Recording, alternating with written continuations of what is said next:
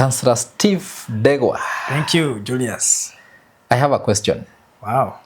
Unaweza fanya nini? Kwa sababu kila wakati ukifika nyumbani unakuta mke wako amenuna. Unajaribu kuuliza yeye swali, amenuna. Ukijaribu kudig kidogo, anakwambia, niko tu sawa, achana na mimi. Councillor, what would be your take on that? Mwanzo kabisa, kununa kwa mke si jambo ngeni jijini. Jambo hilo sio ngeni jijini. Karibu kwa kila ndoa. Kila ndoa, sidhani kuna mwanaume hajapitia hiyo. Na sometimes it is the other way around. But anyway, kama mke wako unapata kila saa amenuna, na ni kama hataki kuongea mpaka umuulize. Basi number one, sidhani unaongelea ile issue imemnunisha saa hiyo, unaongelea pattern.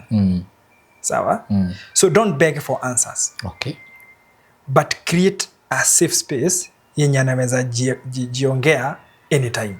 Kwa mfano unaweza mwambia, I understand huna furaha na umenuna. Mimi unajua roho yangu. Anytime ukisikia unataka kuongea na mimi, I am available for you because you are my wife. So I'm open anytime you want to talk to me. Lakini wacha ajue there's no room for storing grudges. Communication is non-negotiable. But don't beg for answers. Kitu cha pili, don't give pressure. Silence ile yake usiriward na pressure. Kwa nini? Kumfuata kila saa, utamzoesha kukunyamazia. Kwa sababu umereward ile kitu anataka. Kwa hivyo inakuuma. Wow. Nikikununia unasikia inakuuma. So don't fuata sana. Lakini keep telling her, na ujue, sweetheart, talk calmly. Don't be harsh. Talk calmly. Mwambie, na ujue sweetheart, hatuwezi kaa hivi. Ndoa haiwezi kuwa hivi. Na nilikwambia mimi niko sawa. Uniongelesha kila kinakusumbua. Na nimeenda. You can call. If you feel you don't want to talk to me one on one. Kama unaogopa kuongea nikiwa hapa. Mimi hata simu ukinipigia nitashika. Tuongee. Lakini ujue hivi hatuwezi kaa hivi. Lazima life iendelee. Then the other thing, yes, yamenuna. Wewe nawe usiende hiyo direction ya kukasirika na kununa. Juu mkinuna nyote wawili. Mkasirika nyote wawili. Sasa hata umeruhusu your power. Because how will you challenge her silent treatment? Sure. If you also go that direction.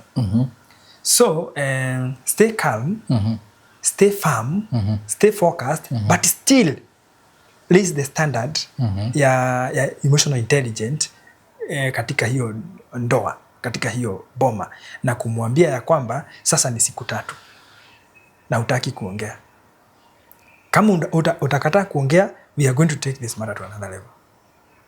Unaona? Lakini pia ujue mimi siwezi kaa nikishinda nikikufuatilia kwa kitu moja. Basi uniambie venye unataka. Tell me what you want.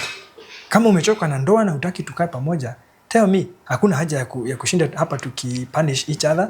Either we talk or we part ways. Sure. Because that is the truth of the matter actually, Julius. Very true. Because you cannot, huwezi kuchagua kunyamaza na bado husemi kama unataka muendelee na relationship. Sure. Inafikanga mahali sasa unatoa option hiyo.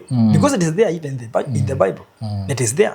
So unamwambia, kama ni kabisa hutaki kuongea, communication shut down, you are not telling me what is happening, mimi I can tell you sijui ni nini kimekununisha. Na kama unajua ni nini kimekununisha, usijifanye ujui.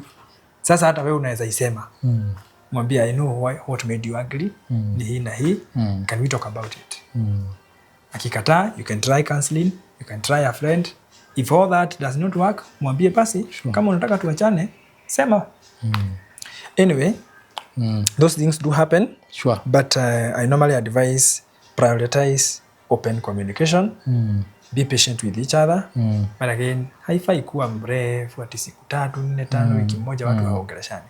Sasa itakuwa tena hiyo si ndoa. Ni prison. Sure. Ni kuadhibishana. Yeah. Wow.